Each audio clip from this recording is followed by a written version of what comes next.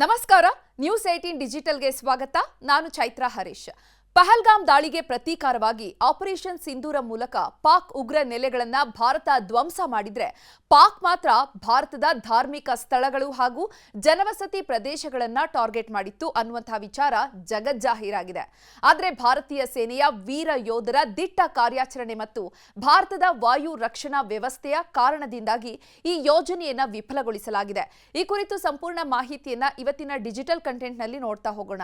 ಆದರೆ ನೀವಿನ್ನು news 18 YouTube channel subscribe ಮಾಡಿಲ್ಲ ಅಂದ್ರೆ ಲೈಕ್ ಮಾಡಿ, ಶೇರ್ ಮಾಡಿ, ಸಬ್ಸ್ಕ್ರೈಬ್ ಮಾಡಿ. ಪಾಕ್ ಉಗ್ರ ನೆಲೆಗಳನ್ನ ಭಾರತ ಧ್ವಂಸ ಮಾಡಿದ್ರೆ ಪಾಕ್ ಮಾತ್ರ ಭಾರತದ ಧಾರ್ಮಿಕ ಸ್ಥಳಗಳನ್ನ ಹಾಗೂ ಜನವಸತಿ ಪ್ರದೇಶಗಳನ್ನ ಟಾರ್ಗೆಟ್ ಮಾಡಿತ್ತು. ಇದಕ್ಕೆ ಸಾಕ್ಷಿ ಎಂಬಂತೆ ಸಿಖ್ ಪವಿತ್ರ ಸ್ಥಳ ಪಂಜಾಬ್ನ ಅಮೃತಸರದ ಗೋಲ್ಡನ್ ಟೆಂಪಲ್ ಅನ್ನ ಗುರಿಯಾಗಿಸಿ ದಾಳಿಗೆ ಯತ್ನಿಸಿತ್ತು.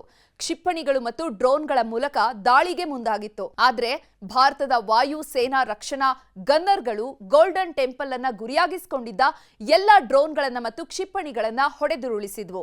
ಆಕಾಶ್ ಕ್ಷಿಪಣಿ ವ್ಯವಸ್ಥೆ ಮತ್ತು L-17 ಏರ್ ಡಿಫೆನ್ಸ್ ಗನ್ಗಳು ಸೇರಿದಂತೆ ಭಾರತೀಯ ವಾಯು ರಕ್ಷಣಾ ವ್ಯವಸ್ಥೆಗಳು ಗೋಲ್ಡನ್ ಟೆಂಪಲ್ ಮತ್ತು ಪಂಜಾಬ್ನ ನಗರಗಳಿಗೆ ಕೊಂಚವೂ ಕೂಡ ಹಾನಿಯಾಗದೆ ಇರೋ ರೀತಿಯಲ್ಲಿ ತಡೆದಿದ್ದಾವೆ.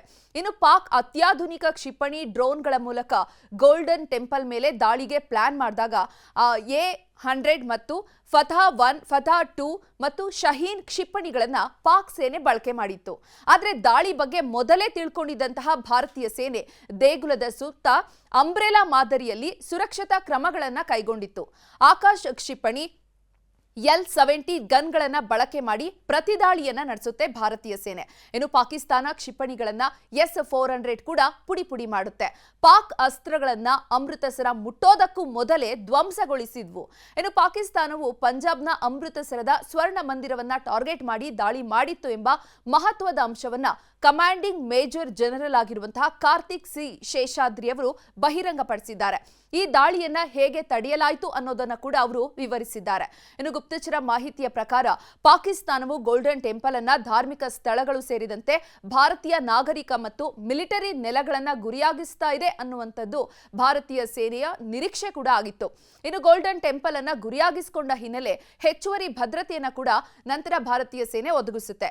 ಮೇ 8ರ ಮುಂಜಾನೆ ಪಾಕಿಸ್ತಾನ ಗೋಲ್ಡನ್ ಟೆಂಪಲ್ ಮೇಲೆ ಡ್ರೋನ್ಗಳು ಮತ್ತು ದೀರ್ಘ ಶ್ರೇಣಿಯ ಕ್ಷಿಪಣಿಗಳನ್ನ ಉಡಾಯಿಸುತ್ತೆ.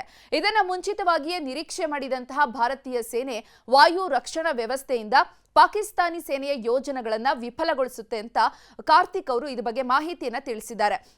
ಇನ್ನು ಡ್ರೋನ್ಗಳು ಮತ್ತು ಕ್ಷಿಪಣಿಗಳನ್ನ ಗೋಲ್ಡನ್ ಟೆಂಪಲ್ನ ಹತ್ತಿರಕ್ಕೂ ಕೂಡ ಸುಳಿಯದಂತೆ ಎಲ್ಲವನ್ನ ಕೂಡ ಹೊಡೆದುರುಳಿಸಾಯಿತು ಅಂತ major general Karthik C Seshadri ಅವರು ಮಾಹಿತಿಯನ್ನ ನೀಡಿದ್ದಾರೆ.